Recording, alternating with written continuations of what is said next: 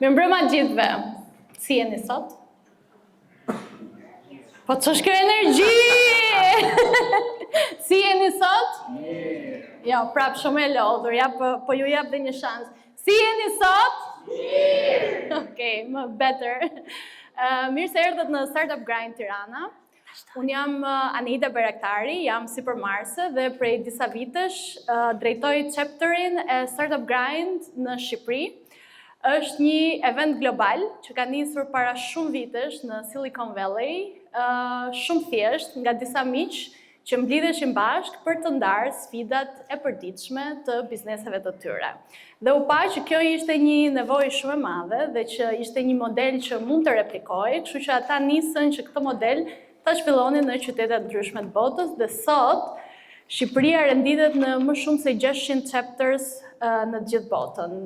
Njerëz që kanë gjetur partner biznesi, njerëz që kanë gjetur klient, që kanë gjetur ndoshta punonjës dhe shumë e rëndësishme që kanë gjetur miq shumë të mirë. Dhe këtë e besoj shumë edhe për chapterin e Tiranës. Komuniteti ka shumë vite në fakt që ekziston dhe unë e di shumë që vetëm prej Startup Grindit njerëzit kanë bërë miq shumë të mirë që sot bëjnë edhe biznes bashkë. Kështu që është një mision që ne e besojmë dhe kjo është edhe ajo pseja sepse ne vazhdojmë dhe organizojmë Startup Grind në Shqipëri. Në fakt, sot është shumë e veçantë sepse unë nuk e kam nisur Startup Grindin këtu, e ka nisur Endri Mataj. Hajde se s'do më shpëtosh. Endri e ka nisur në shtator 2014, ku njerëzit nuk dinin ç'a ishin eventet, shumë pak evente ka pas atëherë, Startup Grind, Startup Weekend, po. Exactly. Kështu që Endri nisi ta bënte, edhe pse kishte shumë pak njerëz në eventet e para, Endri nuk hoqi dorë, kështu që një nga arsyet sepse Grindi ka nisur, po edhe ka vazhduar, do me thënë ka pasur një impact gjitha ato vite derisa Endri në Shqipëri, është vetë Endri, kështu që dua një duartrokitje. Endri jeton në Amerikë, thjesht ka qelluar që je në Shqipëri për këtë event. Endri, një dy fjalë për komunitetin? Përshëndetje gjithë njëra dhe faleminderit Mira që e ke mbajtur për sa do të 10 vjet. E mbajtëm gjallë. E mbajt gjallë. Jo, më mirë që vazhdon komuniteti dhe për zgjeruar kam përshtypjen tani kuptohet në 2014-ën ky komunitet nuk kishte. Edhe kur filloi Startup Grind, unë mora një sponsorizim nga kompanitë shqiptare për 3 evente. Eventi i parë era në 23-ta, eventi i dytë thanë që do vini diku tek 70, po të erdhëm vetëm 7. Dhe eventi i tretë ishte Aletin Berisha, edhe me Aletinin u demoralizova shumë te i dyti, thash do bëj një të dërgoj. Edhe te Aletini u shitën biletet e para, edhe erdhëm diku tek 30-40 veta, sa më tani. Edhe mbas atij eventi ka pas gjithmonë pjesëmarrje çdo muaj që bënim për 2 vjet rresht. Kështu që aty pashë pak ishte një flerë për komunitetin, edhe ishte edhe nevojë për shumë kishte edhe folës ose të ftuar të më të që kishin diçka të ndanë dhe kishin eksperiencë të mirë në biznes. Edhe aty pastaj pash me Anitën dhe Gertin dhe gjithë personat që u përfshin në Albani, Elvisi që kanë qenë në fillim. Kam që si cilin, si përmarrë sa më shumë cilësor që ndani që sa më të mira, edhe komuniteti vazhdoi të rritej që atëra. Kështu që vjen mirë që vazhdon edhe shumë sukses. Faleminderit Endri. Me që Endri foli për sponsorizim, unë dua të falenderoj Agjencinë Kombëtare të Rinisë, e cila mbështet çdo të ri që të jetë pjesë e eventeve të Startup Grindit në Tiranë. Një falënderim tjetër shkon për skuadrën, Elena Dher, që merret me gjithë koordinimin e eventeve, Saigona as well, faleminderit shumë. Dua të falenderoj, nuk e di, Gerti nuk është sot këtu, Gerti nga Business Magazine. Business Magazine është një nga revistat, le të themi, më të rëndësishme të ekosistemit të startupeve, që i jep zë startupeve, zhvillimit personal, gjitha këto.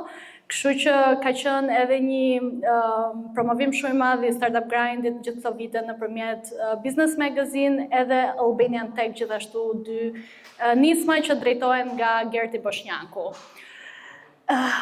Në mars, unë doja shumë që të kisha një vajzë në Startup Grind. Thash do gjej një grua sipërmarrëse ose një vajzë sipërmarrëse dhe me thënë drejtën e kam pas të vështirë gjithë këto vite që jo vetëm të gjej gra dhe vajza në supermarket, po që edhe ato të pranojnë dhe të vinë të flasin në Startup Grind. Kështu që duke bërë scrolling, shikoj që Jona Doda nga Blisi kishte marrë një investim recently, $270,000, dhe thash, yes. Thash, e gjeta speakerin e radhës në Startup Grind Tirana dhe është kënaqësi shumë e madhe për mua të kem Jonën sot. Kushdo që e njeh Jonën nga afër, ajo duket si, domethënë ne jemi mësuar që supermarketet të shohin që janë shumë eager të flasin, të bërtasin. Ky është tipika e supermarketëve, ndërsa Jona kur e shikon në fillim është një vajzë e butë, e këndshme, edhe nuk ta jep këtë lloj përshtypje e supermarketit tipik shqiptar. But she's a hustler. She is a hustler, absolutely. Kështu që e kam shumë kënaqësi sot që të zbulojmë pak nga rrugtimi i Jonës, si e ka nisur, si ka shkuar deri ke investimi. Nuk është e lehtë për një startup shqiptar që të marrë një investim në Shqipëri. Kështu që ne kemi një mënyrë se si i ftojmë speakerat, ngrihemi në këmbë. Kujdes kamerën. Hajde shëfqet, ne dim që ti e di, po ti. Edhe kur unë ta thras, do duar trokisni shumë fort. Ftoj Jona Doda.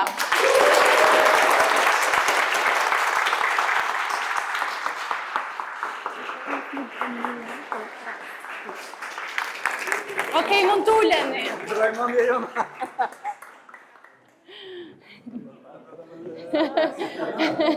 Shiko, e kaluat provën me sukses, se tash më turproni. Po tani do ta thras vërtet. Ftoj në Startup Grind Tirana, Jona Doda.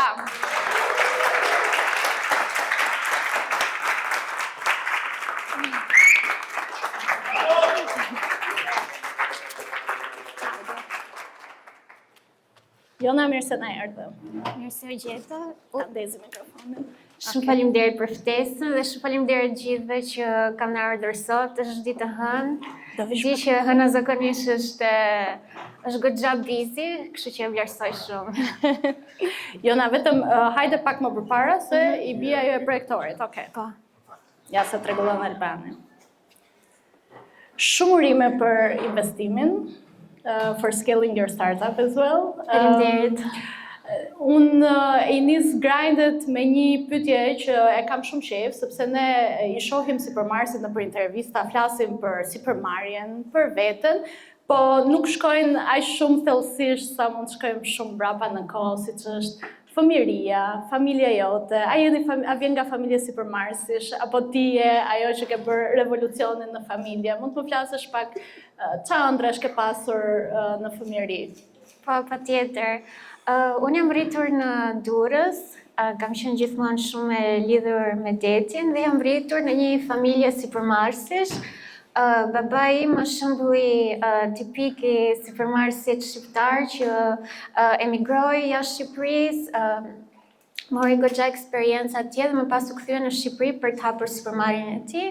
Mami më pas i bashkua gjatë rrugtimit në sipërmarrje dhe le të themi që ishte një dyshe e pamposhtur, kështu që unë jam rritur në një familje ku vlerësoj shumë ajo fryma e sipërmarrjes, ajo griti, ambicia, por nga ana tjetër jam rritur edhe në një familje ku është vlerësuar gjithmonë edhe prezenca me njëri tjetrin, pra ne çdo darkë e hanin darkën bashkë, pavarësisht se prindrit ishin shumë zënë, dhe mendoj që këtë lloj kulture e aplikoj edhe tani në Blizë. E vazhdoni akoma darkën, ëh? Darkën nuk jetojmë në të njëjtin qytet për fat keq, por përpiqem që t'i jap kohën e duhur njerëzve që I care about. Okej, çfarë ëndrash ke pasur kur ke qenë fëmijë? Kam pasur shumë ëndra, në fillim doja të bëhesha piktore, pastaj arkitekte, pastaj zgjella rrugën e ekonomisë, por gjithmonë kam dashur që çdo lloj gjëje që doja të bëja të kishte një lloj impakti pozitiv në shoqëri dhe prindrit mund të konfirmojnë këtë gjë se janë këtu në sallë, pra nuk është nga këto gjërat klishe, por vërtet kam pas gjithmonë këtë qëllimin që çdo lloj gjëje që të bëj sado e vogël të ketë një impakt pozitiv. Okej. Mund të flasim shkurtimisht për edukimin, backgroundin, punët e para që ti ke bërë. Po, unë deri në moshën 16 vjeç, si thash, jam rritur, kam studiuar në Durrës, pastaj në moshën 16 u shpërngula në Angli për të mbaruar 2 vitet e gjimnazit atje. Arsyeja pse u shkëputa në mosha që të vogël ishte sepse për fat keq diplomat shqiptare në atë kohë nuk njiheshin tek universitetet më të mira në Britaninë e Madhe, kështu që shkova në një kolegj, mbi 100 vjeçar, isha shqiptarja e parë ever që shkoja si në atë kolegj. Cili kolegj ka qenë? Haileybury. Okay. Është në veri të Londrës. Pastaj nga kolegji vazhdova studimet e larta për ekonomi në London School of Economics. Bëra disa vite experience edhe në Britaninë e Madhe, në Shqipëri gjithashtu, në fintech, dhe kam qenë, le të themi, gjithë karrierën ime ka qenë midis Londrës dhe Tiranës. Okay. Na flit pak për Blisin. Si lindi Blisi? Unë e kam dëgjuar shpesh që ke thënë lindi nga një nevojë personale kur ti ke qenë në Londër. Po, gjatë rrugtimit tim që 16 vjeç në Londër, u hasta edhe normalisht me probleme të shëndetit mendor, u hasta me problematikat tipike që përballen shumica e emigrantëve, pra vetmia, izolimi, shoku kulturor, dhe e pata shumë vështirë të gjeja një psikolog që kuptonte kulturën nga unë vi, kuptonte vlerat e familjes shqiptare, dinamikat që kemi me familjen, mënyrën se si jemi rritur. Kështu që kam shkuar në disa psikolog britanik, por gjithmonë më duheshin rreth 10 seanca për të shpjeguar. Kështu që kjo, me thënë, fast forward, 10 years later, mbas 10 vitesh experience në tech, vendosa që ishte momenti që të bëja diçka që ishte më kuptim plot për mua, dhe vendosa të bashkoja pasionin për teknologjinë dhe shëndetin mendor për të krijuar Bliss. Si ishte konkretisht? Do me thënë ti nise bëre një platform, apo gjete një co-founder, do me thënë si nisi eksaktësisht?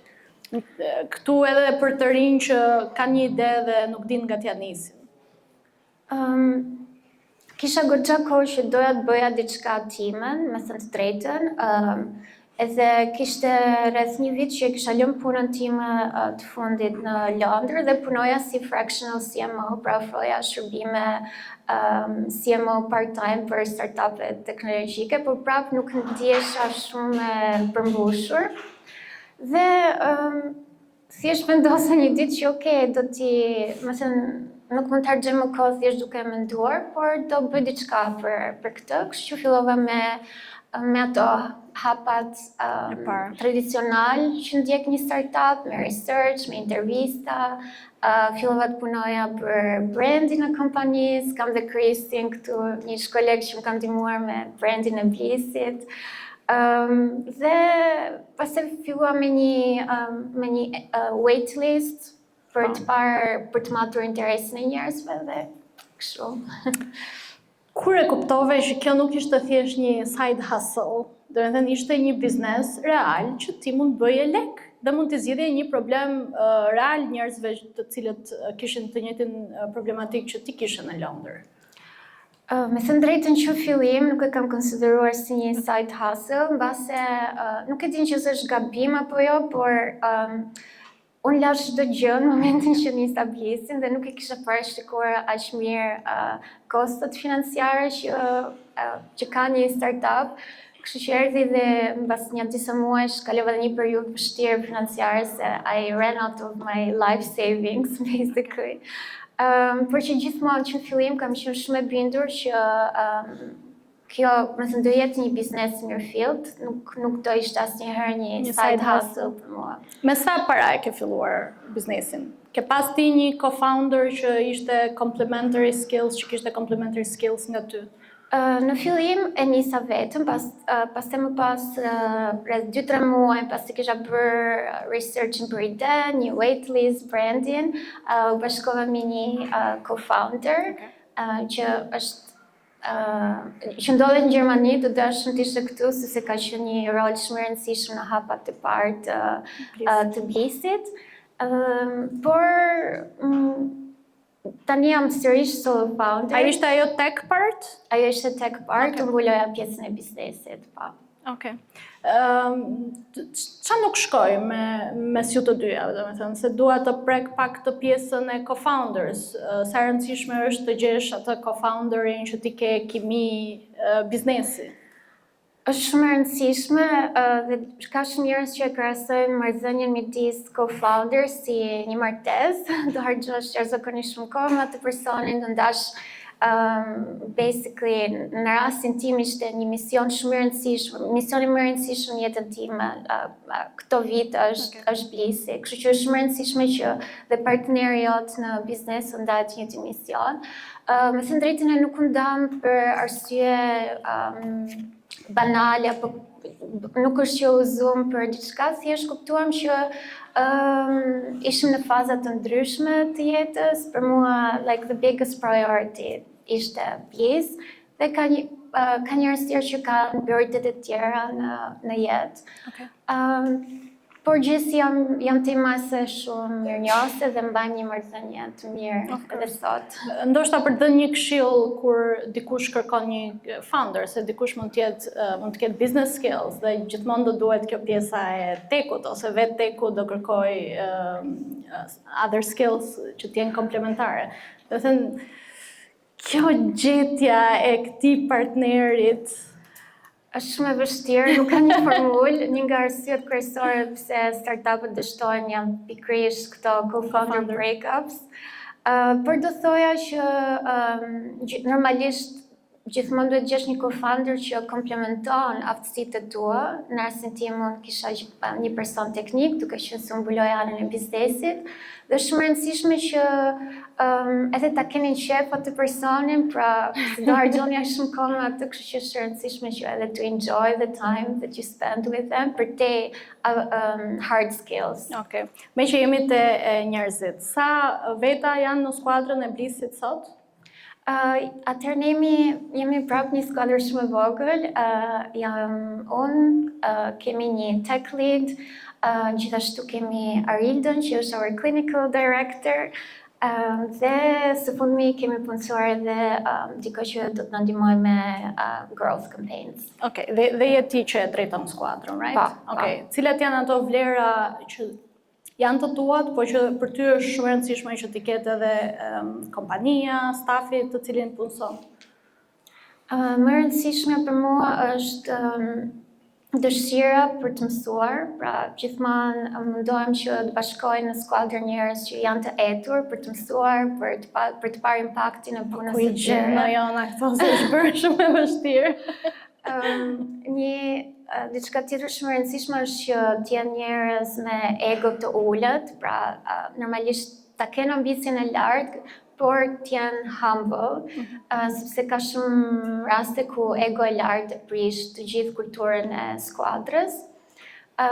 Dhe jo më pak e rëndësishmja dhe empatia, pra mendoj është një nga karakteristikat e mia kryesore si person dhe dua që dhe anëtarët e skuadrës ta reflektojnë. Okej. Nëse do kthehemi pak pas, kur e ndërtuat MVP-n e parë dhe sa ndryshe ka qenë nga Blissi që është sot? Ne lançuam MVP-n e parë para një viti e gjys. Ishte një version shumë bazik, një platforme terapi online ku mund të rezervoje një seancë, pagesat online me si funksiononin, kjo çështje e pagesave në Shqipëri është temë tjetër.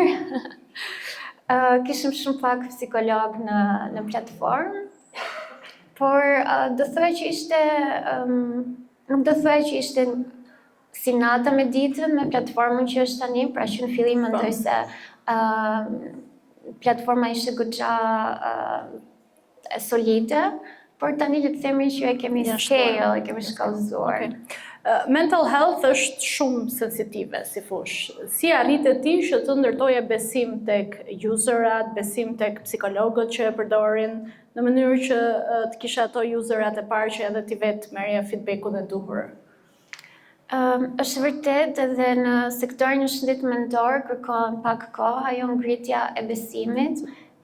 Dhe për këtë arsye ne që parë se ta lançonim MVP-n, punuam shumë fort me fushata edukuese në social media, me fushata emaili, me evente totalisht pa pagesë për të rritur ndërgjegjësimin për shëndetin mendor, por edhe për t'i prezantuar njerëzve konceptin e blisit. Dhe kishim fatin që para se të lançonim platformën, kishim një listë pritje goxha të gjatë. Nga ana tjetër, një ndihmë shumë e madhe kanë qenë edhe psikologët e platformës. Për fat të mirë, psikologët e platformës kanë qenë forca më e madhe për ta krijuar këtë besimin tek përdoruesit. Kemi pas një traction shumë të madh tek psikologët që në fillim, sepse komuniteti i psikologëve gjithsesi është komunitet shumë i ngushtë dhe funksionon shumë word of mouth, referrals. Dhe cilësia e psikologëve është ajo që i bën njerëzit të rikthehen në platformë dhe të kenë besim, kështu që le të themi merita më e madhe është e psikologëve të Blisë. Si e përdorni AI tani në Blisë? Momentalisht kemi një algoritëm përputhje të fuqizuar nga AI që e bën më të lehtë gjetjen e një psikologu në platformë dhe merr parasysh kritere jo vetëm si gjinia, mosha, eksperiencë, por edhe kritere që lidhen me ndjeshmërinë kulturore, pra mundohemi të matchim, për shembull nëse je dikush që nëse je një shqiptar që jeton në Britaninë e Madhe, you can get match me një shqiptar që jeton poshtë në Britaninë e Madhe dhe kupton eksperiencën tënde të emigrimit me identitetin shqiptar. Tani jemi duke zhvilluar edhe një funksionalitet të ri në platformë, për prapë duke përdorur inteligjencën artificiale, ku do t'i mundsojmë çdo psikologu të krijojë një AI companion të vetin. Pra si përdorues, nëse futesh në platformë, you get matched to a therapist, dhe mbase ka njerëz që nuk janë të bindur që në fillim, por mund ta provojnë atë approach-in e psikologut para se të rezervojnë një seancë. Dhe midis seancave po ashtu marrin support nga AI companion i psikologut që është i trajnuar, i monitoruar nga vetë psikologu. Okej, so praktikisht useri flet me një klon të psikologut përpara se të fillojë seancat normale. Do thoya me një zgjatim të psikologut, se gjithsesi nuk do ta zëvendësoj asnjëherë. Okej, është lançuar apo jeni akoma duke e shkruar? Besoj deri në fund prillit do lançohet. Momentalisht jemi duke e testuar me psikologët edhe përdoruesit e parë në beta. Okej. Flasim pak për produktin. Shumë tech people që lançojnë një MVP harxojnë shumë kohë në fillimet e veta duke futur feature-a që ata mendojnë që i duhen atij produkti, por që mbase nuk e kanë bërë atë research-in e duhur nëse duhen apo s'duhen. Si ja ke bërë ti? Si keni vendosur cilat feature-a duhen? Duke bërë dhe një balancim midis kostove që duhen për implementim. Po, ne mundohemi që të jemi sa më shumë interaktiv me përdorues, duke pas parasysh edhe kontekstin në shëndet mendor, dhe njëherë kjo është pak më delikate në rastin tonë, sepse nuk duam që t'i bëjmë përdoruesit të ndihen sikur nuk po i ruhet ajo pjesa e anonimitetit kur i kontaktojmë. Megjithatë, kemi një grup përdoruesish që le të themi they're our ambassadors, që janë gjithmonë shumë keen për të na dhënë feedback. Kështu që gjithmonë ecim me features në bazë të feedbackut që marrim nga përdoruesit dhe nga psikologët apo kompanitë me të cilat kemi bashkëpunime. Megjithatë, është shumë e rëndësishme që mos bazohemi vetëm te feedbacku, sepse është shumë e rëndësishme të shikosh edhe industrinë, ku po shkon, si po ndryshon sjellja konsumatore, sepse siç ka thënë dhe Henry Ford, që se do kisha pyetur njerëzit, Do donë një kalë. do donin një kalë më të shpejtë. Kështu që Okej, është si e dallon ti Jona feedbackun që është shumë i rëndësishëm nga zhurma? Do të thënë se ti do marrësh feedback gjithkohës për produktin.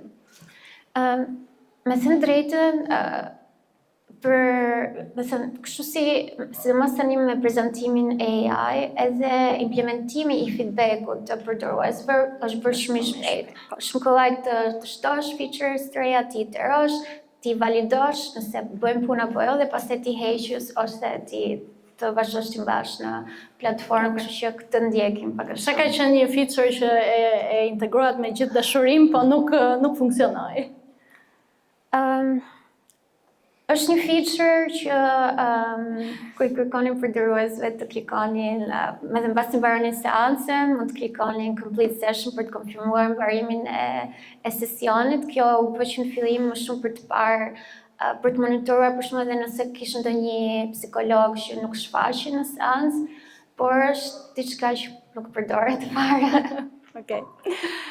Në sa shtete keni përdorues në gjithë botën tani? Në mbi 10 shtete kemi përdorues. Okej. Kushdo që nis një startup, në hapat e para, duke qenë se I bën vetë gjitha punës, është e vështirë që ti të vësh një strukturë, të vësh proceset e brendshme, procedurat. Kur ka ardhur ky moment tek ty? Domethënë kur ishte ajo pjesa kur ti po rritesh aq shumë sa që the stop se më duhet të riorganizoj kompaninë, sepse ndonjëherë kjo rritje shumë e madhe të detyron ta bësh këtë. Me thënë drejtën që në fillim, edhe kur kam qenë vetëm unë, edhe kur më shtua një co-founder, edhe kur I co-founder gjatë gjithë rrugëtimit, për mua kam qenë shumë e rëndësishme që të dokumentoja çdo gjë.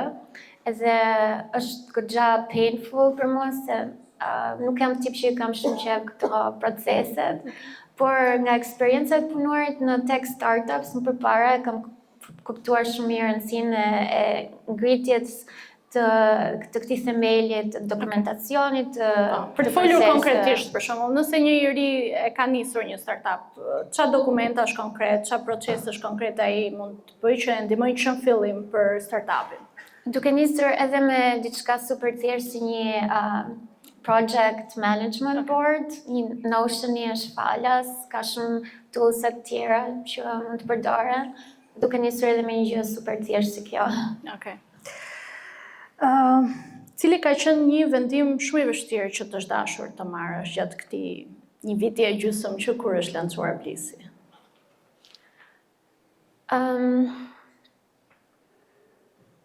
Mendoj, po kthem prap tek co-founderi. Mendoj se pra ishte vendim, le të them, nuk do të thoj që ishte vendim I dyalshëm, por duke qenë se kishim shumë respekt për njëra tjetrën, e shtym jashtëzakonisht shumë si vendim, me shpresën që gjërat do funksiononin, por dhe pse shtym kur mor vendimin nuk ishte I thjeshtë. Okej. Një moment shumë emocionues që do ta ndaje. Gjatë rrugtimit të Blesë. Po qoftë nga Blisi, qoftë nga jeta jote profesionale, qoftë nga jeta jote personale. Po ne për Blisin duam më shumë. Mendoj një nga momentet e mia super të lumtura, momentet e para shumë të lumtura gjatë rrugtimit të Blisë, ishte kur takova një shqiptare që kishte ardhur me pushime në Shqipëri dhe kishte dëgjuar për Blisë nga një person tjetër që e donte në Amerikë, një familjar I atij personi përdorte Blisin, dhe kjo ishte, le të themi, kishte më pak se një vit që ishte lançuar Blisi dhe duket shumë moment, me thënë, I vogël, por për mua ishte një validim. Po, do të isha wow, okay, për Blisin ka dëgjuar edhe në Amerikë. Pra, pasi e validove produktin në Shqipëri, me tregun shqiptar, me user shqiptar, me psikolog shqiptar, sa e vështirë ishte scaling? Domethënë, si morët vendime se në cilat shtete ju duhet ishit prezent? Ka, me thënë, një sër faktorësh. Duke qenë se ne jemi një platformë me target komunitetet e diasporës, gjithmonë shohim tregjet që kanë popullsi diaspore shumë të lartë, Por gjithashtu shohim, prioritizojmë ndër këto edhe tregje ku kemi partner strategjik që mund të na ndihmojnë akoma më shumë ose të na akselerojnë atë procesin e go to market e distribution. Dhe kjo është edhe një nga arsyet pse e vendosëm HQ-n e Blizit dhe në Finland. Një shembull, domethënë, jep. Kush ka qenë shteti i parë që jeni kanë filluar përdorues përveç Shqipërisë, domethënë? Shiko, ne kur flasim për tregje, gjithmonë flasim për komunitetet e diasporës, që ato janë të shtrirë në vende të ndryshme. Kështu që pas diasporës shqiptare, ne testuam edhe diasporën e Brazilit. Dhe tani jemi duke eksploruar edhe si thash komunitetet të tjera. Okej. Do kalojmë pak e investimi? Po. Jona, sa jo ke marrë ti para se të merrje investime? Kam marrë shumë jo, kam marrë jo edhe nga investitorë që investuan pastaj të Blisi. Madje mbaj mend vitin e kaluar isha rrethimuar në Silicon Valley me Plug and Play. Dhe ndërkohë ndiqja dhe takimet me investitorët në Europë dhe për shkak të time difference sa zgjohesha në mëngjes, vinin gjithë notifications e emaileve që it was great meeting you, unfortunately. Kështu që zgjohesha me të paktën 3 jo. Okej, dhe kur erdhi kjo poja, do të thënë mbas sa kohësh? Mbasi ti nise të kërkosh investim. Do të thënë, a ke qenë ti që në fillimet e tua duke kërkuar një investment? Se ka dhe foundera që duan të bëjnë bootstrapping dhe thonë unë këtë do ta financoj dhe do ta rris vetë si startup. Unë kam qenë një nga të founders që në fillim doja shumë të ndërtoja një biznes fully bootstrapped, derisa e fillova pastaj dhe kuptova që deri në tregun lokal, po mund të ndërtosh diçka bootstrap, po nëse do që ta shkallëzosh, të nevojitet financimi për ta përshpejtuar si proces. Dhe me thënë drejtën, po në parë e kam marrë në një moment kur nuk po kërkoja për investim. Dhe ishin 2 këshilluesit e mi në Finland, që tashmë janë edhe investitorë dhe ato ishin kështu që kanë dhe na pëlqen shumë, ne do investojmë, gjithsesi ti mendoj një herë. Me thënë Peter Vesterbaka, që kam njohur nëpërmjet Tirana/D, edhe partneri i tij biznesit Gustav Altonen, ato ishin të parët që më thanë që se unë isha po mendoj ta bëj bootstrap, ishin nëse do ta kthesh në diçka globale të nevojitet investim. Okej. Për një të ri që ka nisur një startup, po ecën shumë mirë dhe do të bëj scale. Si funksionon fix? I mean, cilat janë hapa? Duhet bëj pitch deckun? A duhet shkoj ai në për eventet, bëj pitching, a funksionon kjo gjëja, apo thjesht duhet krijoj një relationship me investitorë ndryshëm që të shikojmë pak si ai po rritet dita ditës, si funksionon e gjitha? Një miksi, gjitha tjera. Duhet të mendoj se procesi i fundraising duhet trajtuar fix si procesi shitjes. Pra, ke një listë me target accounts që i ke shumë të rëndësishme që përshtaten me profilin e startupit tënd, pra teza e tyre investimit është përshtatet me profilin e startupit, cold outreach të bësh, shumë normalisht ndihmon shumë edhe pjesa e introve tek investitorët, pra si thash është një miks i gjitha atyre. Është gjë më e vlefshme nëse ke mundësi ta bësh është të mundosh të krijosh një marrëdhënie me investitorët që më përpara qoftë për të marrë këshilla, për të ofruar një support që ti mund të ofrosh nga ana jote, sepse gjithsesi është një marrëdhënie që duhet të jetë reciproke. Sa kohë të hantë ty si founder që të bëje fundraising? Është shumë kohë, fundraising konsiderohet si për founders si full-time job. Unë kam qenë shumë e fatë që me investitorët kam pasur një marrëdhënie, kam pasur atë mundësinë për ta ndërtuar marrëdhënien.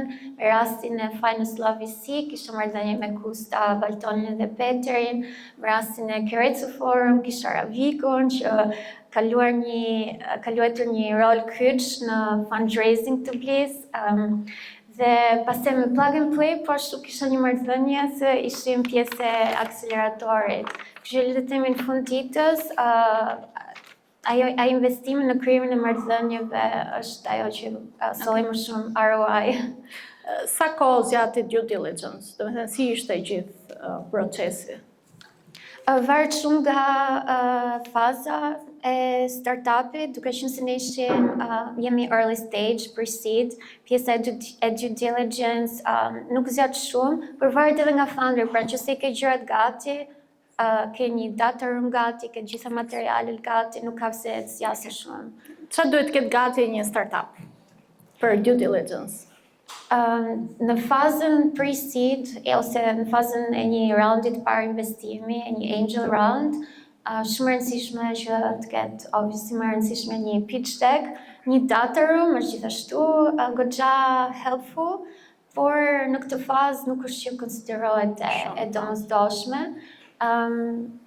Është shumë rëndësishme mendoj për te materialeve, pra çfarë përmban një data room, përmban financial projections, përmban startup thesis, informacione për skuadrën, produktin, tech stack, këto. Më rëndësishme se kjo është vetë mesazhi që ti përcjell si founder, sepse në fazat e hershme të startupit, shumica e investitorëve investojnë te skuadra dhe te founderi, sepse dinë që te pjesa e financials nuk kanë që shohin shumë. Sa users ka sot Blissi, edhe sa psikolog? Ne kemi mbi 2000 users regjistruar nga ana e B2C-s. Kemi 3 B2B customers nga ana e biznesit dhe në platform kemi rreth mbi 50-70. Okej, 70 psikolog edhe coaches. Okej, për çfarë do përdoret investimi? Investimin do përdoret për AI companion layer që po shtojmë tashmë në Bliss, edhe për go to market në tregjet të huaja. Okej. Mbase kjo pyetje është pak herët, po praktikisht kur ti merr një investitor, ai është tani pjesë e biznesit, pra merr pjesë shares nga biznesi. Si e ruan ti, ndoshta është herët, po autonominë, vizionin tënd dhe nga ana tjetër ke dhe kërkesat e investitorëve? Është më rëndësishme në fakt që kur ngre investim, mos ngresh investim nga kushdo, i pari që do t'japi para. Pra është më rëndësishme që të ketë edhe një founder investor fit. Ajo është shumë rëndësishme pastaj në mbarvajtjen e marrëdhënies post financim. Ne jam shumë e fatë për investitorët që kanë besim tek vizioni dhe misioni i Bliss dhe ofron një lloj mbështetje ku unë ndihem shumë rehat për t'i thënë gjërat ashtu siç janë, pa i zbukuruar. Nëse do nisje nga dita zero, do bëje diçka ndryshe? Mendoj që do harxoja më pak kohë duke u përpjekur ta mbaj mirë me të gjithë. Okej, një duar trokitje.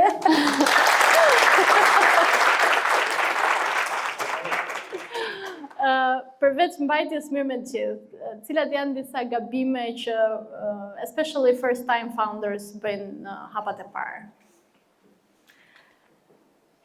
Për mua do thoja, nuk e di nëse do ta konsideroja gabim, siç është një learning experience, po për shembull disa vendime i kam shtyr, jo vetëm marrëdhëniet me njerëzit, por edhe vendime për të nisur fundraising. I kam shtyr sepse, me thënë drejtën, kisha të imposter syndrome, Mendoja se nuk doja dilja, qoftë në kontekstin e kofarën, nuk e dija doja dilja vetëm, prandaj kisha frikë e shtyja të vendimin. Në fundraising kisha frikë se nuk të dështoja në proces, kështu që them më mirë s'po e bëj fare. Po tregojmë shumë e hapur, kështu që shumë e rëndësishme që ta shtysh veten dhe dalësh jashtë comfort zonës, edhe ta injorosh atë imposter syndrome që kanë shumica e founders. Besoj kjo është një nga arsyet pse startupet janë më shumë në mendjen e të rinjve sot se sa të ekzekutuar. Është kjo frika për ta nisur. Okej, Jona, do na tregosh si është një ditë tipike e jotja. Pra, ti fle herët, fle vonë, zgjohesh në mëngjes, çfarë rutine ke, çfarë janë disa tools që ty të ndihmojnë të organizosh ditën? Nuk ka asnjë ditë njësoj. Do thoya, kjo është edhe sfiduese, po dhe shumë e bukur. Ajo çfarë bën më të bukur rrugtimin e startupit që asnjë ditë nuk është njësoj. Unë kryesisht nuk jam early bird, kështu që nuk e kam fare që zgjimet herë të mëngjes. Dhe e nis, më thënë, ta nis punën basi nga ora 9:30, thjet, por bëj disa pushime gjatë ditës. Dhe ai frymëzimi më i madh më vjen në darkë, kështu që ka raste që flë edhe në orën 3-4 të mëngjesit, working, sa atëherë më vjen frymëzimi më i madh. Okej, ka ca tech tools që ty ta bëjnë jetën më të lehtë? Në lidhje me produktivitetin tim, I would say që për shembull tani jam duke eksperimentuar, kam krijuar një AI personal assistant me Claude, që më ndihmon në mëngjes kur zgjohem, thotë, okay, kush janë prioritetet. Pastaj janë ato steku i zakonshëm i startupeve, ke një project management tool, Slack for AC communications. Këto. Okej. Cili ka qenë një moment dyshimi për gjithë këtë rrugtim? A ke pasur moment dyshimi, do të thënë, kur ka founders që i thon I quit, domethënë, nuk e mbaj më gjithë këtë presion që jeta si startup founder të sjell. Për ca kohë shuftuan në Plug and Play një mentor ku i bën një pyetje, sa shpesh ke menduar që të heqësh dorë nga startupi, edhe ajo përgjigj në ditë apo në javë. Kështu që dyshimet janë shumë zakonshme. I ke, më thënë, mund të ketë momente gjatë ditës që ndihesh sikur do pushtosh botën, ke momente pastaj që thua, okay, do dështoj, nuk e di fare çfarë po bëj. Jam shumë normale në këtë rrugtimin e si e përballon stresin? Ku diun, I don't know, sport ose diçka që ti e bën që të përballosh stresin. Mundohem Çfarë marrëdhënie ke me stresin në general? Kemi marrëdhënie serioze, committed relationship. Mundohem që të fles sa më shumë gjuhën, pavarësisht se... Ja, del të flesh, Po, me thënë pavarësisht se flë vonë në dark, që se shikoj që gjatë ditës kam nevojë për një quick nap, I will take that quick nap, për mua është shumë rëndësishme gjuhëmi. Gjithashtu pastaj, duke qenë se jam rritur pranë detit, shkoj tek familja në Durrës, i bëj një vizitë dhe konsideroj kështu si retreat, se dhe shtëpinë e kemi me pamje nga deti, kështu që ajo më heq stresin. Super. Unë kam dhe një pyetje të fundit, para se të kaloj te disa pyetje që janë me një fjalë, cila është ëndra që nuk e ke arritur akoma? Ëndra ime më e madhe është që të ndihmoj në krijimin e një bote ku askush nuk ndihet vetëm në momente të vështira. Okej, një dorë trokitje.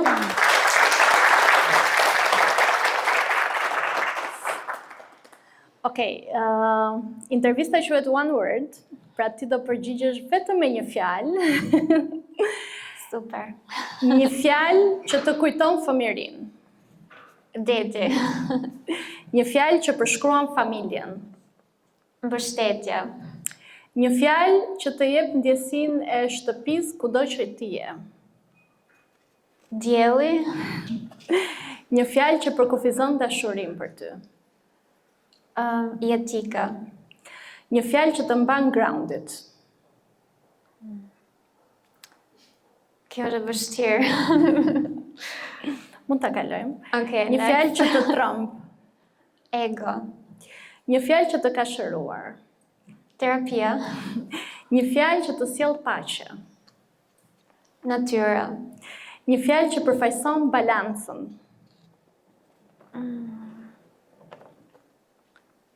Edhe kjo e vështirë. Një fjalë që të jep qartësi. Misioni. Një fjalë që të bën të ndihesh e vogël. Jonush. Një fjalë që të bën të ndihesh e fuqishme. Grua. Një fjalë që e mban gjithmonë në zemër. Edhe kjo është më vështirë. Nuk mundet vetëm me një fjalë. Një fjalë që përshkruan mënyrën se si ti i qasesh njerëzve. Empati. Një fjalë që përmbledh të ardhmen e punës. Autonomi. Një fjalë që përmbledh të ardhmen e terapisë. Human led. Një fjalë për AI në fushën e mental health. Human led. Një fjalë që frymëzon inovacionin. Liria. Një fjalë që të mban të motivuar. Do the prap misione. Okay. Një fjalë që përshkruan gjithë rrugtimin e blisit. Roller coaster. Një fjalë për kaosin që të rrethon. I bukur. Një gjë që të rinj duhet të ndalojnë së bëri. Me një fjalë apo mund ta them me një fjalë? Okej, mund ta thuash me një fjalë.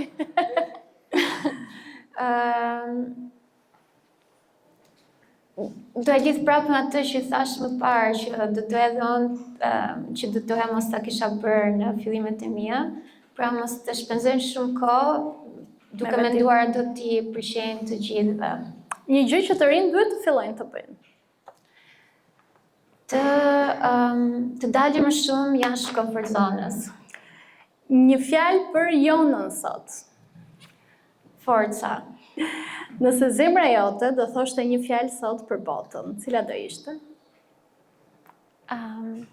Guxim, të thoya guxim, sepse jetojmë në një botë ku për fat keq po ka shumë padrejtësira dhe na nevojiten sa më shumë njerëz me guximin për të folur kundër këtyre padrejtësirave. Unë mendoj që botës i duhen më shumë Jona. Falenderoj shumë për intervistën e sinqert, për gjithë rrugtimin që dave dhe shpresoj që sot mund ta kesh frymëzuar dikë këtu. Qoftë për të hapur një startup, qoftë për të filluar terapinë dhe për ta marrë më seriozisht shëndetin mendor në Shqipëri.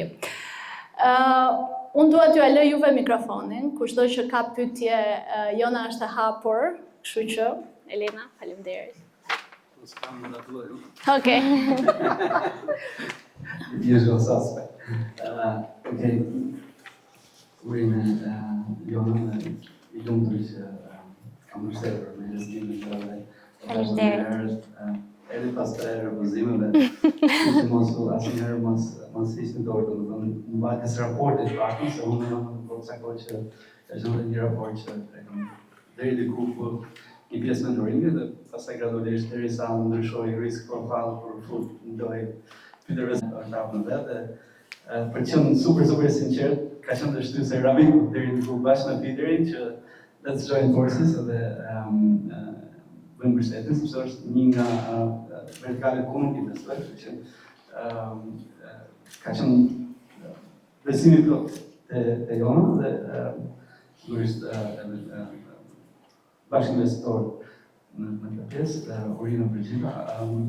Nuk kam pyetje, por kam dy gjëra që besoj mund të jenë më vlerë për familjen. Tek pjesa e parë e përzgjedhja e bashkëthemeluesve, sugjerimi është që të shihni të zgjidhni persona me të cilët keni punuar në të kaluar. Që keni kaluar sfida dhe i dini se si i menaxhojnë dhe ndërveprojnë me ju. Kjo është, edhe si investor të shohin një nga sinjalet më të mira kur shohin bashkë themeluesit, nëse kanë patur një farë eksperiencë bashkëpunimit të mbarshëm, pune, projekte, çfarë do, ose kanë një lidhje nga jeta si miq apo po diun. Jo familjare. Do të pastaj ka tjetër risk profile, por sugjerimin më tërësi është që shihni, domethënë pelgu i parë do të shihni është tek ata që keni bashkëpunuar në të parë, në të kaluarën dhe i njihni mirë. Ndërsa përsa i përket dokumentimit, bëjnë një research të tëmë, po është ajo që quhet SOP, Standard Operating Procedure Documents. Këto janë ata që ju ndihmojnë për të bërë dokumentimin në mënyrë të tillë që të hiqni varësinë e stafit tek ju. Çdo procedurë që përsëritet paktën 2 herë, do të thotë që duhet dokumentohet.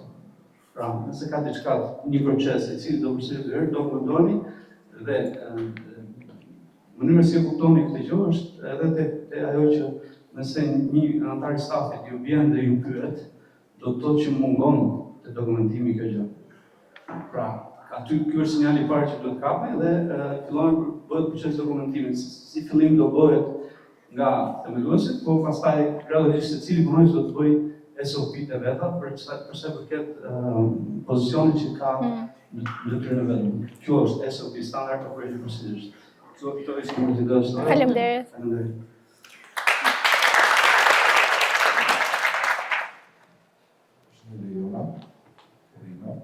Unë kam 2 pyetje, një çik teknike, tjetra më tepër filozofike. Nga ana teknike, përpiqen që juve jeni platformë dhe pagesat në online. Si keni zgjidhur metodën e pagesave?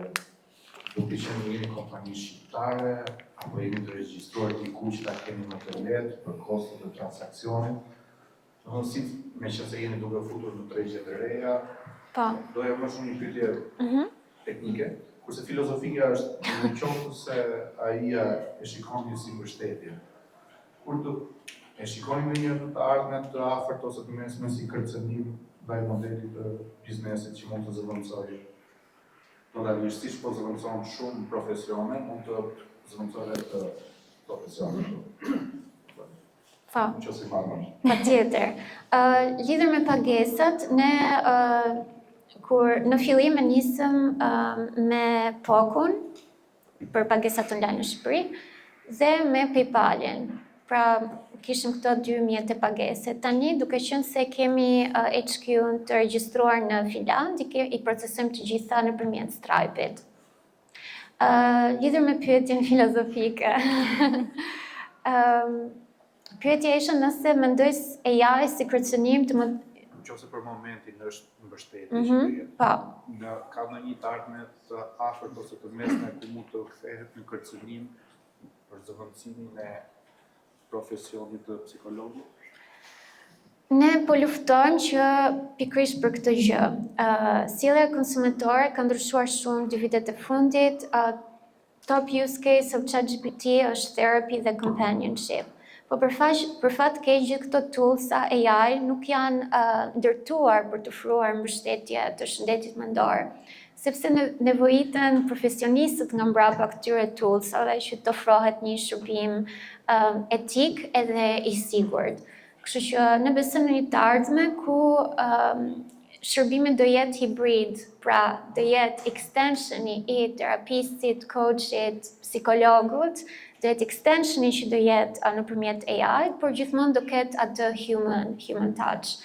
Nëse do zëvendësohet profesioni psikologut 100% nga AI, edhe mund të ndodhi. Pra ne duam shumë që ajo mos ndodhi, sepse mendojmë që asgjë nuk e zëvendëson atë procesin human gjatë terapisë, por që nuk mund ta them me absolutizëm që nuk do ndodhi. Po. Pyetje?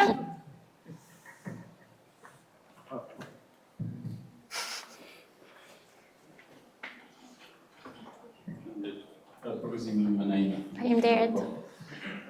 2 pyetje, do të shtroj një herë. Okej. Teksa po flisi pak faqe në Instagram dhe pashtë shumë vende, Azerbajxhani, Bosnjë Hercegovina, dhe nga vendet të botës, të cilët janë të Shqipërisë dhe jo në Bashkimin Evropian, si ndoshta si sigurohet pjesëmarrja në psikologë në të Kryesisht kërkesat nga psikologët I kemi pasur ose inbound, pra që kanë ardhur vetë nëpërmjet referimeve të njëri tjetrit, ose kemi pasur ose që I kemi kontaktuar ne ata, I kemi identifikuar. Ne kemi Arildon që është clinical director në Bliss, dhe ajo drejton gjithë procesin e onboarding të terapisëve nga çfarëdo lloj vendi në botë në platformë. Kalohet një proces shumë rigoroz, me 2 deri në 3 hapa përpara se ata futen në platformë.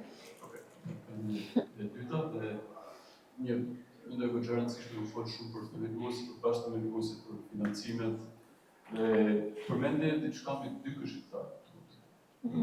Do shumë të dijem cilat kriteret ti ke zgjedhur dhe si ke takuar kësaj. Online apo thjesht në përvendje. Po, si që përmenda, Peter Vesterbaka ne kam takuar nëpërmjet Tirana/D, që është një event që është extension I konferencës Slash në Helsinki, një nga konferencat më të mëdha të startupeve në botë.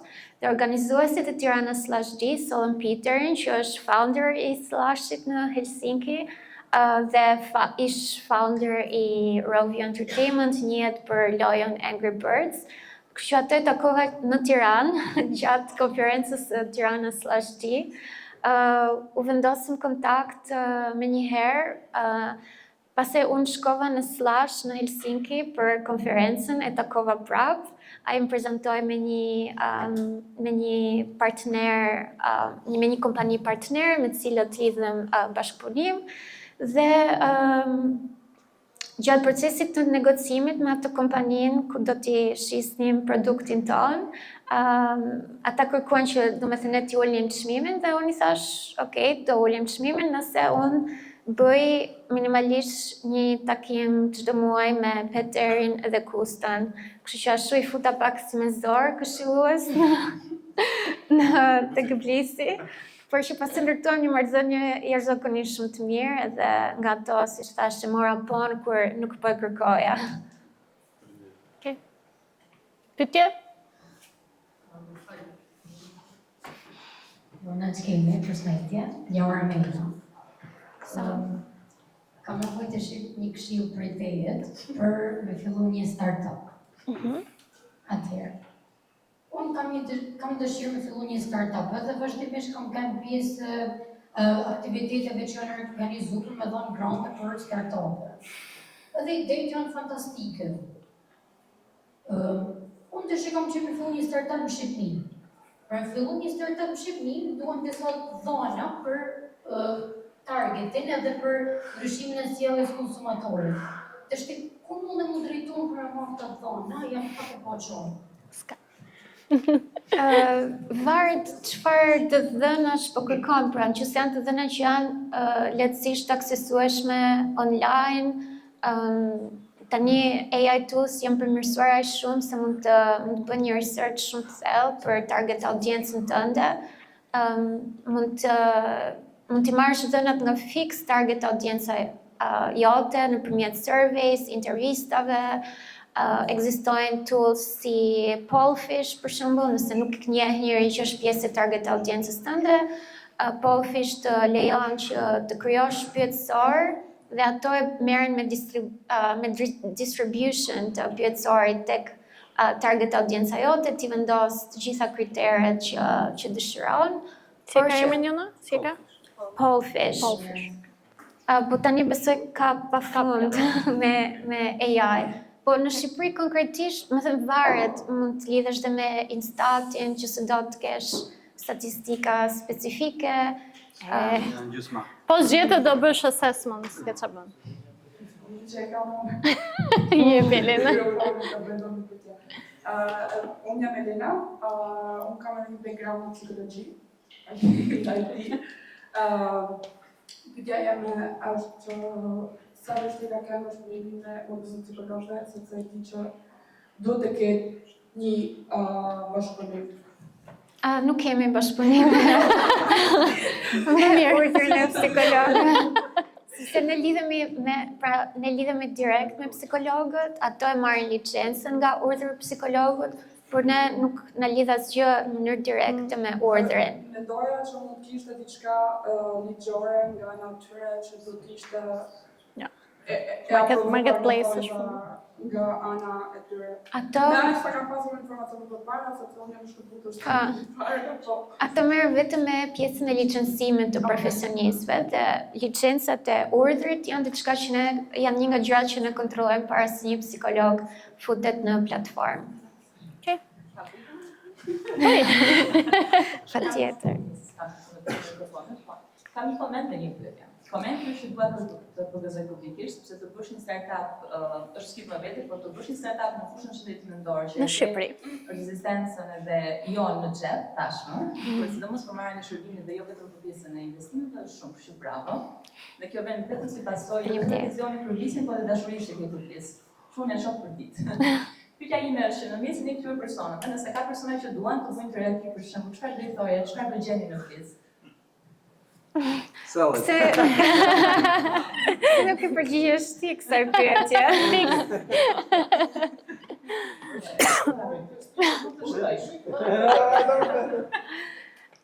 Kushdo që e ka menduar ndonjëherë ta nisë terapinë apo coaching, sepse ne tashmë në platformë ofrojmë edhe coaching, mund të vizitojmë faqen bliss.al në Shqip ose blisstherapy.org në versionin anglisht.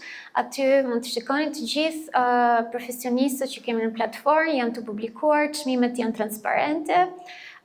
Mundet që të përdorni algoritmin ton të AI për që ne t'ju sugjerojmë profesionistë më të përshtatshëm për ju, ose përdorni filtrat që kemi në platformë. Rreth 80% e profesionistëve në platformë ofrojnë seancën e parë prezantuese falas, pra mund të flisni me një profesionist përpara se të vendosni për pagesën e seancave në vijim.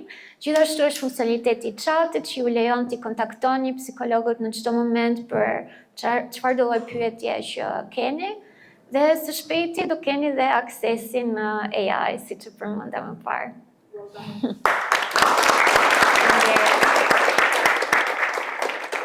Do një merak të fundit? Okej. E kalojmë pastaj kështu.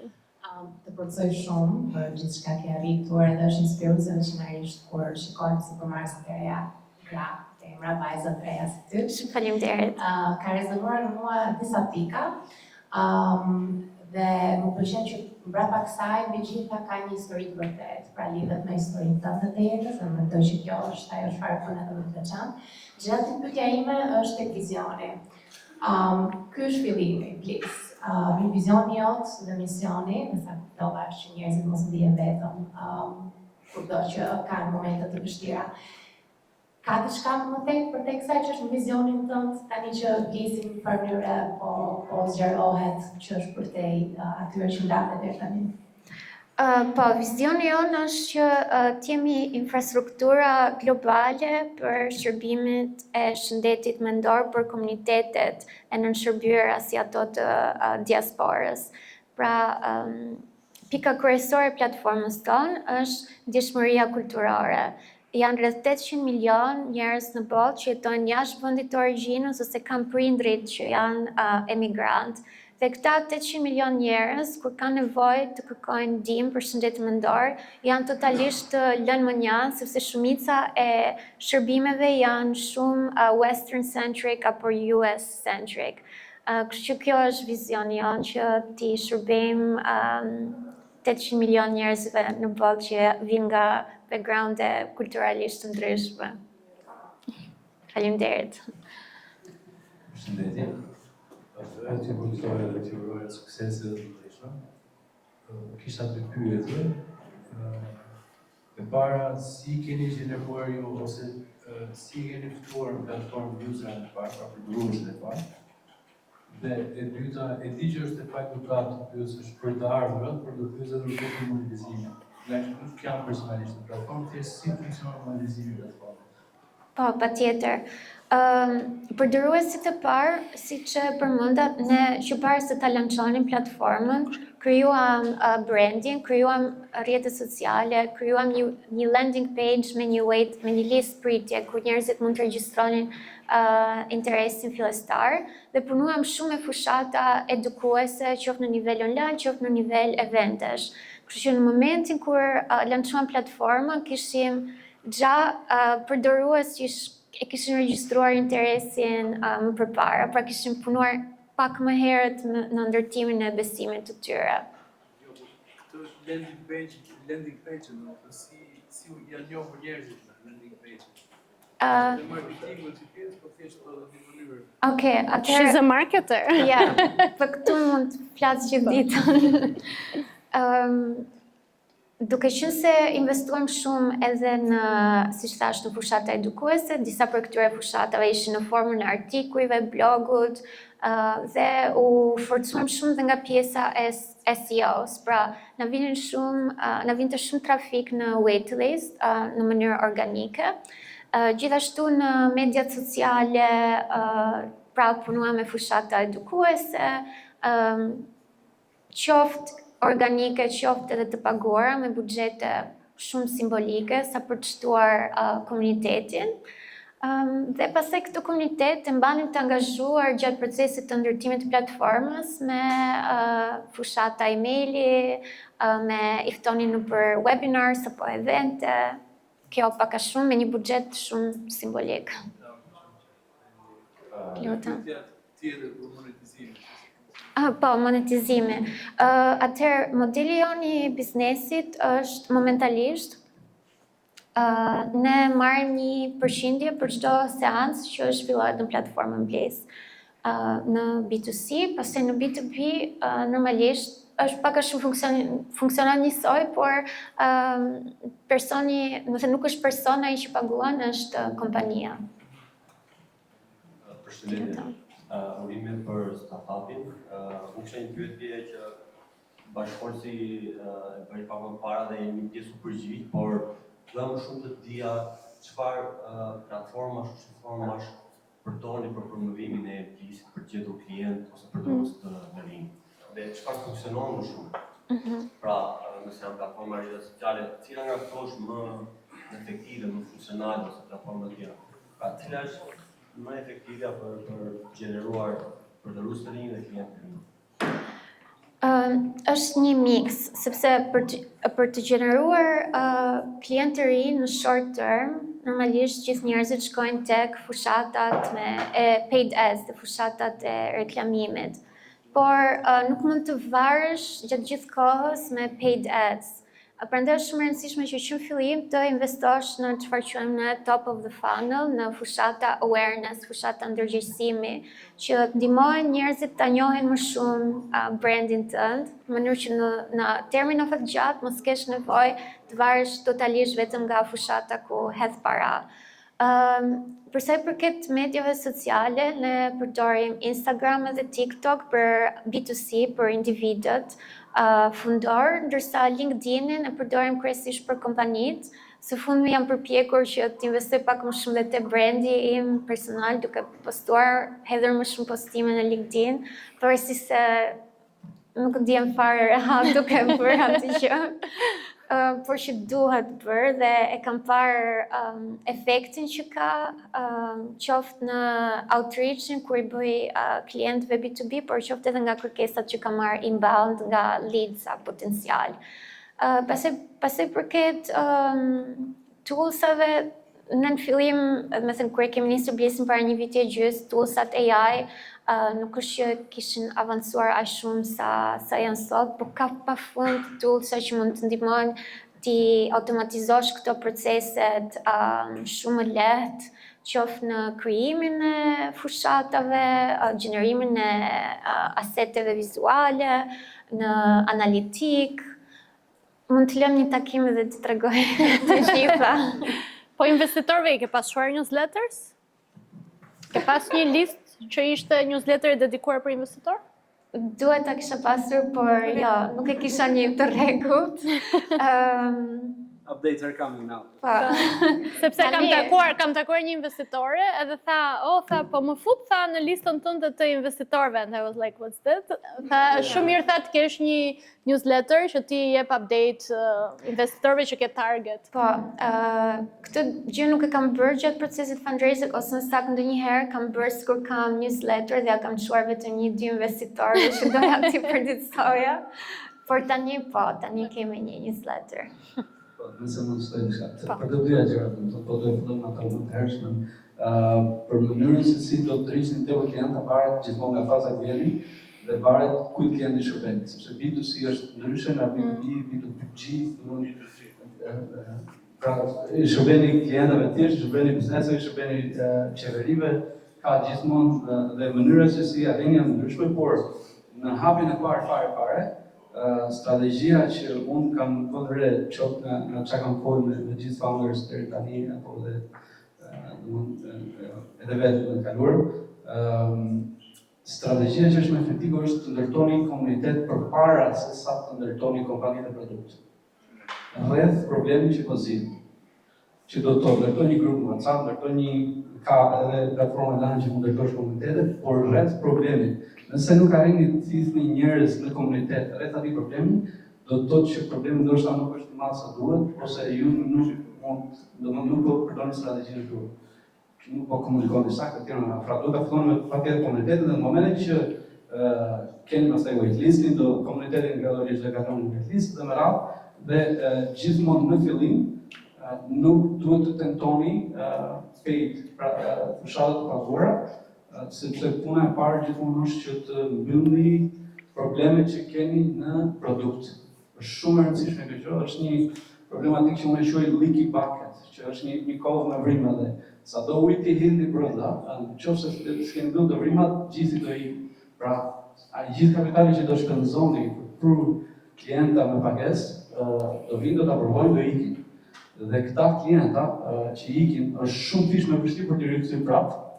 Dhe për te asaj që lek t'i humbur gjithsesi do të shajmë. Kështu që fillim është kjo, këta që keni folur paraprakisht, pjesë komunitete dhe pastaj gradualisht duke mbyllur problemet dhe duke parë që ka një shkallë përdorimi i produktit, filloni testoni edhe me pagesë, që është B2C. B2B është LinkedIn, është deri tani ajo që ka qenë më efektive, por ka edhe platforma që kanë filluar që ndihmojnë me automatizimin e siç e tha Ivana.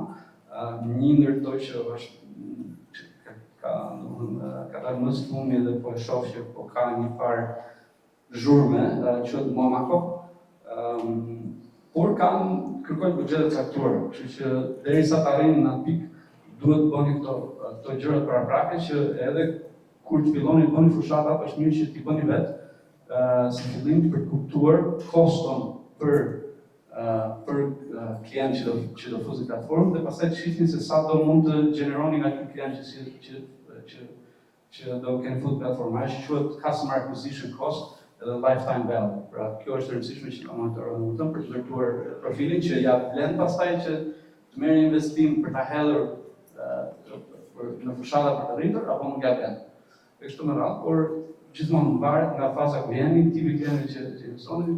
Sigurisht personi që do jetë më i aftë për t'ju dhënë përgjigje për këtë është dikush që ka bërë growth marketing dhe ai që do të mësoni duhet në patjetër të ketë një panjuri në këtë për të arritur nga konsinë. Kemi tjetër? S'ka më do të them të gjëra, por nuk fola për pjesën e newsletterit. Shkurtimisht është e rëndësishme që të keni newsletter që edhe nëse merrni refuzime, mund të ketë arsye ndryshme pse investitori ju refuzon një pikë të caktuar, mundet që sjeni në momentin ku ai investon, mund të ketë shumë gjëra që mund ndryshojnë gjatë rrugës dhe në momentin, kështu që pasi merrni jo, pyetja që do të bëni a do kishin dëshirë që t'i fusin në newsletter investitorë për t'i dhënë update-et për çfarë ndodhet. Dhe sigurisht update-et që jepni do të kenë vlerë konkrete. Pra, u shtu X numër përdoruesish, gjeneruar kaq të ardhra, u fut ju erdhën commitment nga investitorë të tjerë, pra gjërat që kanë vlerë, jo ti ngacmoni vazhdimisht. Pyetja shumë e shpejtë dhe thjeshtë. ku bone waitlist, a kishe një shifër mendjes dhe po arrita këtë numër, masë me i kopët apo, ose qatë më të vogli me... Çfarë të motivoj ta bësh? Se ne vina të mënu sa ide tashi, edhe një jetesë kishin, është me bo 3 waiting list për 3 ditë. Edhe me shiku qida ka ma shumë, si me thonë, traction. Edhe ajo se ka traction, let's go. Por po thua për të testuar messaging, pra 3 lloje waitlistash të ndryshme? Jo, ma shumë a me commit, a jo. Për ide. Po. Janë 3 ide të ndryshme. Po. Okej.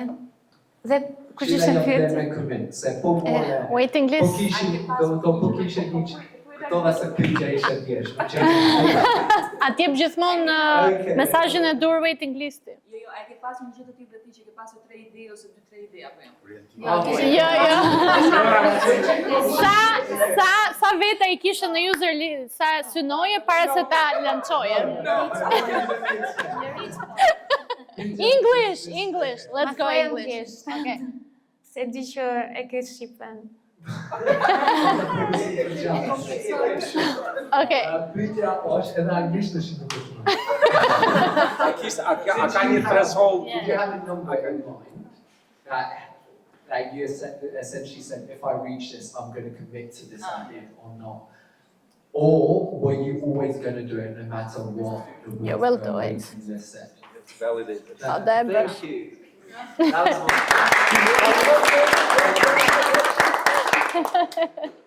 Me thënë drejtën nuk isha një numër specifik, po surprizova kur mora më shumë nga që kisha pritur overall në range, do me thënë, por dhe nuk mund ta validosh iden vetëm me një waitlist. Pra,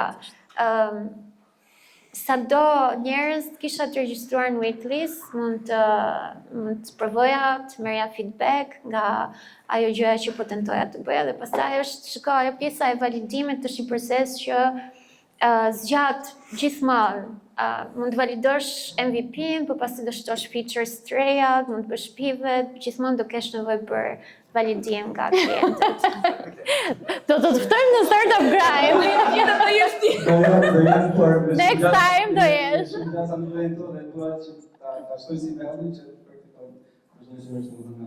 E para, kam një framework të plot për validimin e ides. E kam bëjë njëherë live stream e gjenë në YouTube për kërkoshën e në tim, Shef Abdullah. Dhe do mundohem bëjë dhe një artikull në Business Magazine për të shpjegu. Do bëjmë një Startup Grind. Edhe Startup Grind që do jetë do e prekim do të temë, por për mos e unë vlerën, shkurtimisht do në për validimi plot dhe në hapër shumë thjeshtë është ti mendon që dikush ka një problem dhe ajo që do të bësh është do të shkosh të flasësh me ta. Unë mendoj se ti e ke këtë problem, e ke realisht apo jo. Nëse e ke, si po e zgjidh për momentin, çfarë pëlqen, çfarë nuk pëlqen nga ajo që do të bërë aktualisht, cila do ishte zgjidhja ideale, kjo të mundon të ndihmon të kuptosh cila do ishte MVP-ja për ty, 1-2-3 features minimum që ata do I donin patjetër dhe pyetja më e rëndësishme dhe kritike është nëse unë arrin të kërkoj këtë produkt ideal për ty, a do ishe të gatshëm të paguaj dhe sa? Nëse janë gatshëm të paguajnë, ekziston një problem për ty. Nëse s'janë gatshëm të paguajnë, ekziston një problem për problemi atyre. Kështu që pas kësaj, ose okej, ka njerëz që ekziston problemi, ka njerëz që kanë problem, janë gatshëm të paguajnë, sa mandash pizza. Pastaj do studiosh punë drejtë. Në shkurtimisht do është, po e kem atë vërë, po të kërkosh në YouTube e kam bërë live stream, do të ndihmon atë. Okay. Meraku fundit. Cila mikrofon.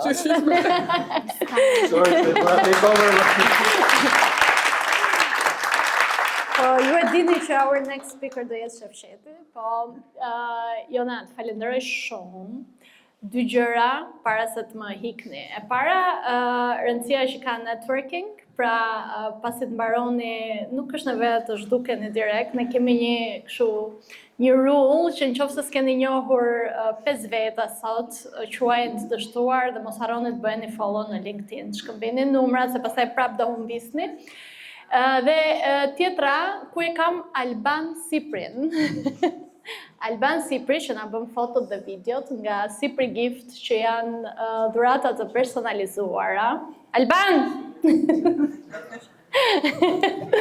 Okej, ne do e mbyllim bisedën me Jonën, po Jona do jetë këtu around tani, kështu që mund t'i bëni edhe pyetje që nuk arritët t'ja bëjmë gjatë intervistës.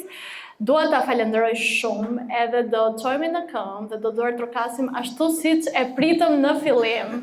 Faleminderit.